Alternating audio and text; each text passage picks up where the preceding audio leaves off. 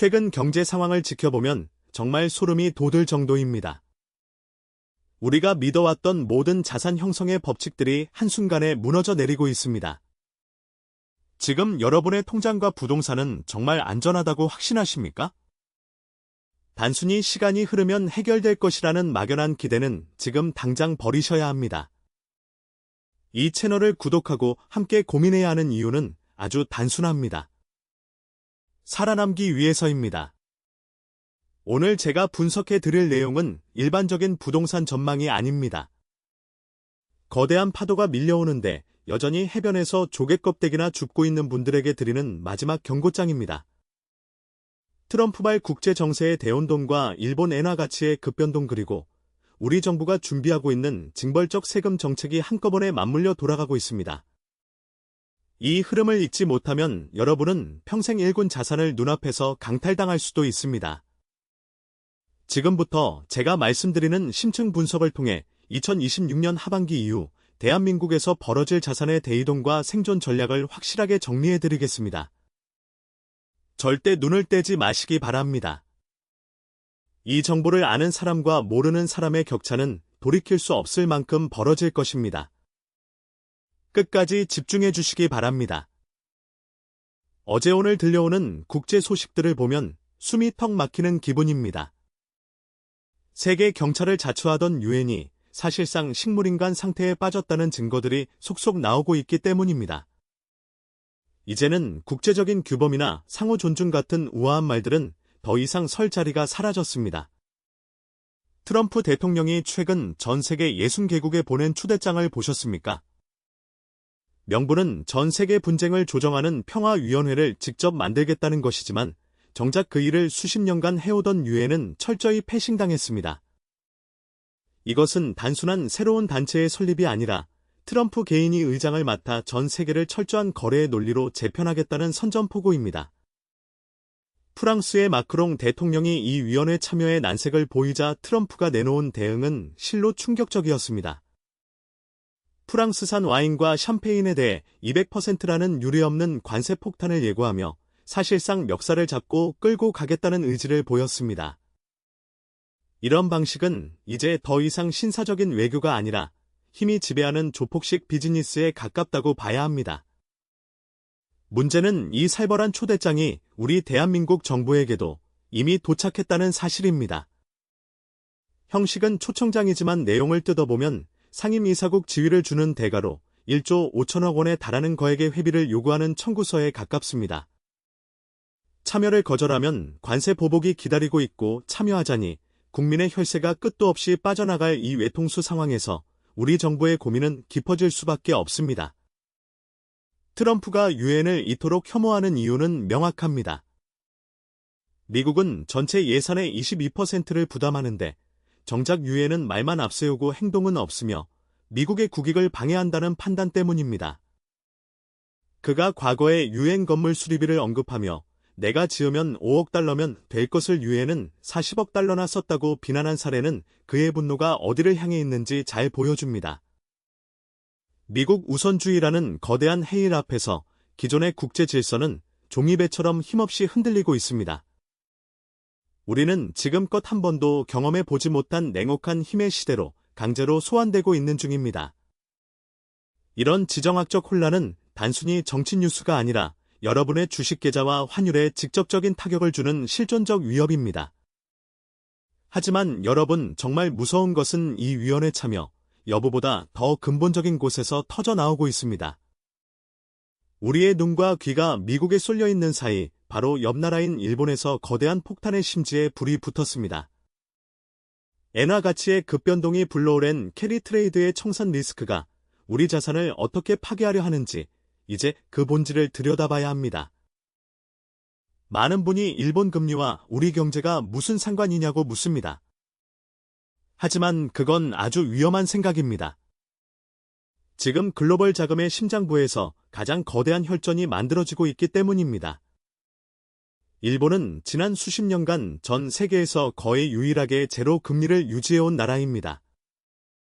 덕분에 전 세계 투자자들은 아주 싼 이자로 일본 엔화를 빌려서 미국의 엔비디아나 테슬라 같은 고수익 자산에 투자해왔습니다. 이것을 우리는 엔캐리 트레이드라고 부릅니다. 하지만 이제 그 화려했던 파티가 끝나가고 있습니다.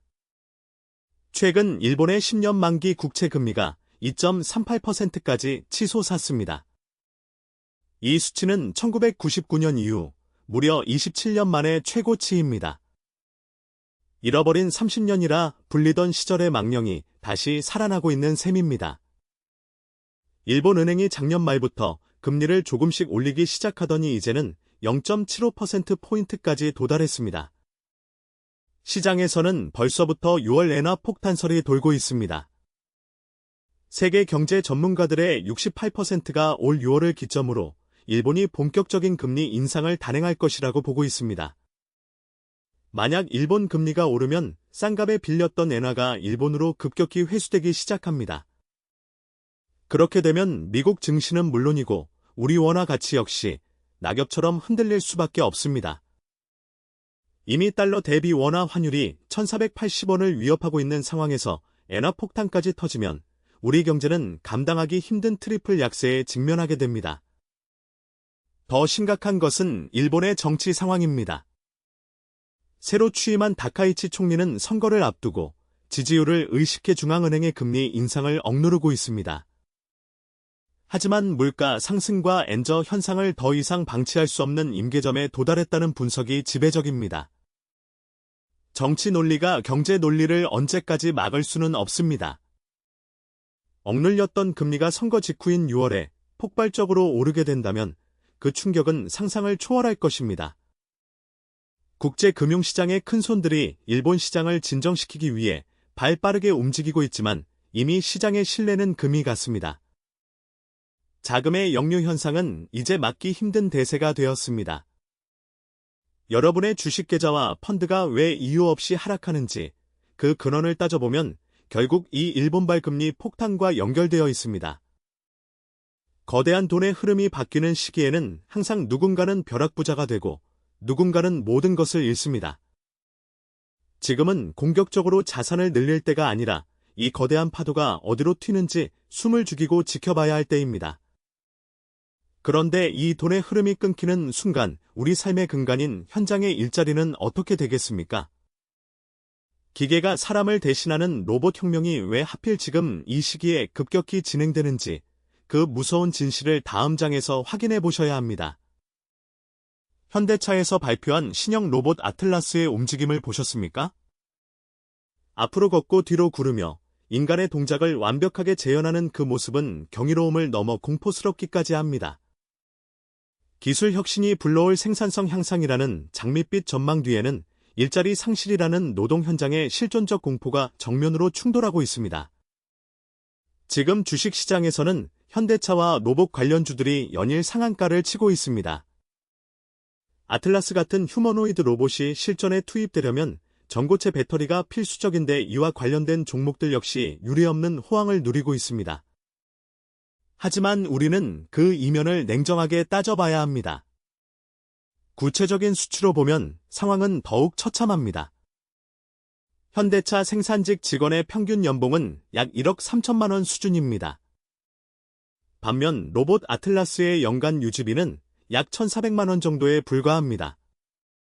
사람이 받는 연봉의 10분의 1도 안 되는 비용으로 로봇은 휴식도 없이 365일 가동이 가능합니다.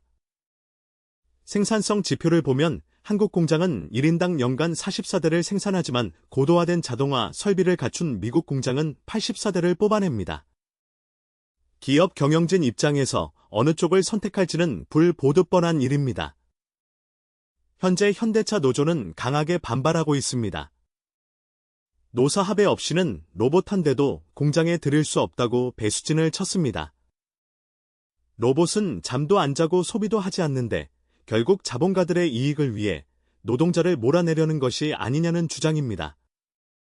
하지만 테슬라의 옵티머스나 아마존의 물류 로봇들은 이미 현장에서 인간의 자리를 빠르게 뺏고 있습니다. 세계적인 기술의 흐름을 과연 노조의 힘만으로 막을 수 있을까요? 더 큰 문제는 소비의 실종입니다. 로봇이 모든 물건을 싸고 빠르게 만들어내도 일자리를 잃은 노동자들이 돈이 없다면 그 물건을 누가 사주겠습니까? 생산성은 극대화되지만 소비자가 사라지는 이 모순된 상황이 우리 사회의 근간을 흔들고 있습니다. 아마존은 이미 2033년까지 미국 내에서만 60만 개의 일자리를 줄이겠다고 공언했습니다. 우리가 상상하는 것보다 훨씬 빠른 속도로 고액 연봉의 일자리들이 사라지고 있습니다. 청년 세대의 취업 문턱은 갈수록 높아지고 기성세대 역시 로봇에게 자리를 내어주어야 할 처지입니다. 이런 일자리 증발 현상은 단순히 소득의 문제를 넘어 우리가 그토록 집착하는 자산 가치에 치명적인 영향을 주게 됩니다. 고액 연봉을 받던 노동자들이 사라진 자리에 세워진 아파트가 과연 제값을 유지할 수 있을까요? 소득이 사라지면 대출 이자를 감당하지 못하는 사람들이 속출하게 되고 이는 곧 부동산 시장의 재앙으로 이어집니다. 대통령이 직접 언급한 부동산 거품 붕괴의 경고가 왜 로봇 혁명과 맞닿아 있는지 그 소름 끼치는 연결고리를 이제 냉정하게 확인해 봐야 합니다. 대통령이 공식 석상에서 우리나라 집값 거품을 직접 언급하며 일본의 잃어버린 30년을 입에 올렸습니다. 이것은 단순히 지나가는 경고가 아니라 우리 사회 저변에 흐르는 거대한 위기감을 반영한 발언입니다. 한마디로 지금의 아파트 가격은 실질 가치를 벗어나 광기에 가까운 버블 영역에 진입했다는 뜻입니다. 현재 주식과 부동산 시장에 투입된 빚은 무려 29조 원이라는 천문학적인 숫자를 기록하고 있습니다. 벼락거지가 될지도 모른다는 공포에 휩싸여 무리하게 빚을 내어 자산을 사는 행위는 사실상 시한폭탄을 가슴에 품는 것과 다르지 않습니다. 돈의 가치가 하락하고 자산 가격이 오르는 것처럼 보이지만 그 내면에는 감당할 수 없는 부채에 늪이 깊게 파여 있는 셈입니다. 일본이 1990년대 초반에 겪었던 자산 붕괴의 초기 증상들이 지금 서울과 수도권 곳곳에서 선명하게 포착되고 있습니다. 금리가 오르고 소득이 줄어드는 상황에서도 집값은 절대 떨어지지 않을 것이라는 맹신이 시장을 지배하고 있는 상황이 그때와 너무나도 닮아 있습니다. 특히 최근 동작구 노량진 일대의 일부 단지들을 보면 영끌족들이 내놓은 매물들이 쌓이면서 가격 하락의 압박이 숨이 막힐 정도로 거세지고 있습니다.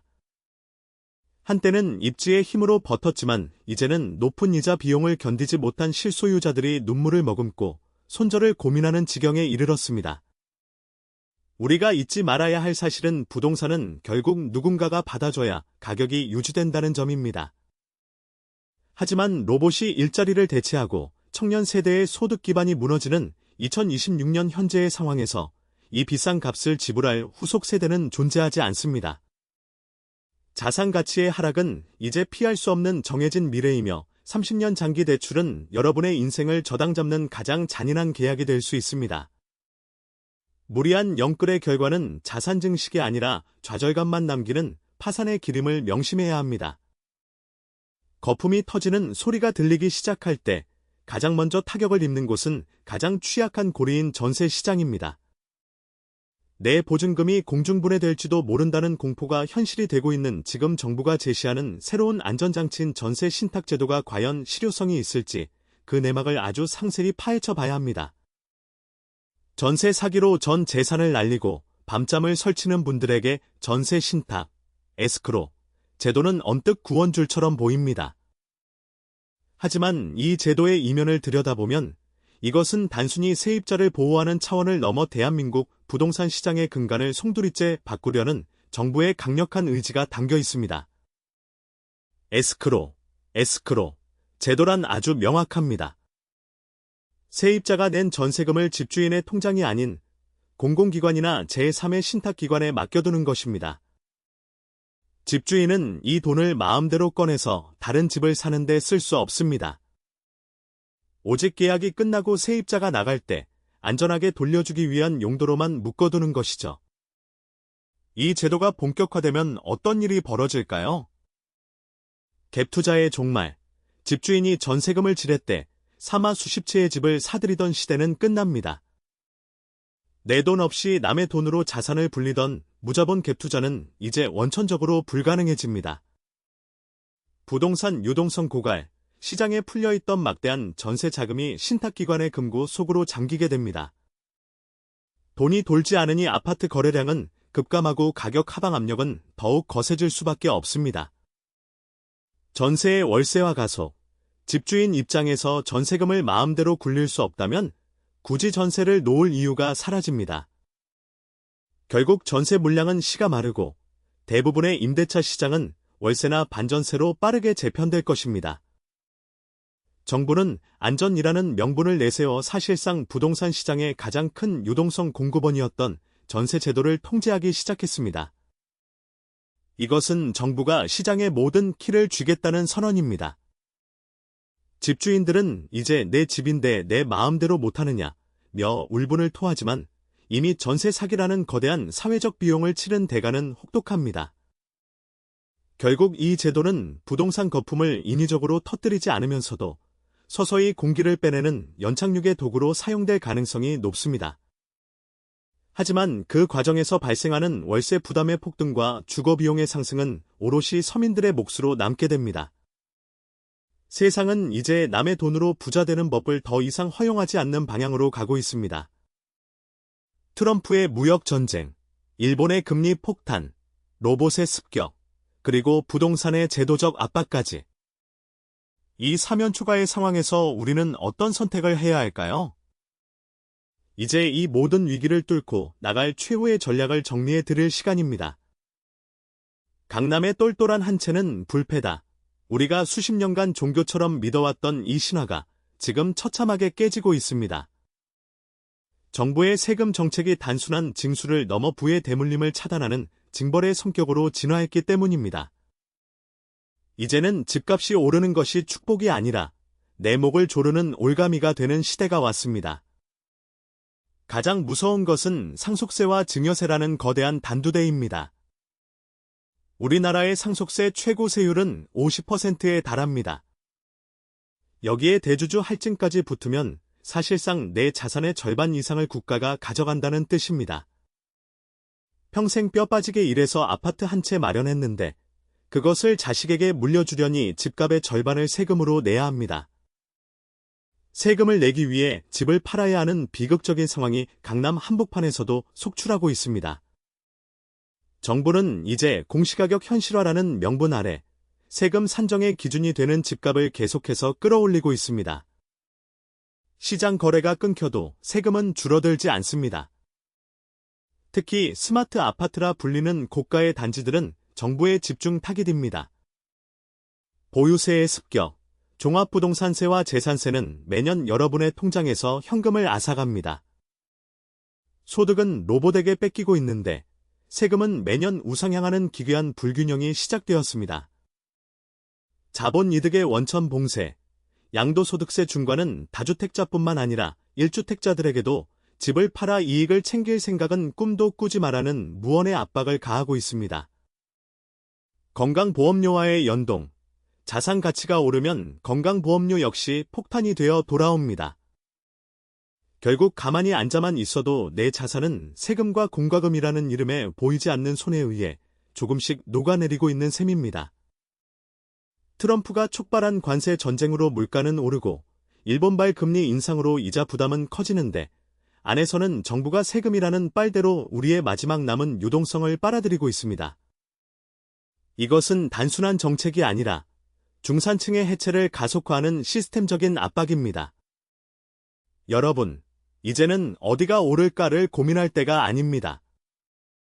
어떻게 하면 덜 뺏길까를 고민해야 하는 생존의 시대입니다. 화려한 외벽과 인공지능 기능을 갖춘 스마트 아파트가 여러분의 노후를 지켜줄 것이라는 환상은 버리십시오. 그 아파트는 이제 국가의 가장 효율적인 세금 수납 창구가 되어가고 있습니다. 이 모든 퍼즐 조각들을 맞춰보십시오.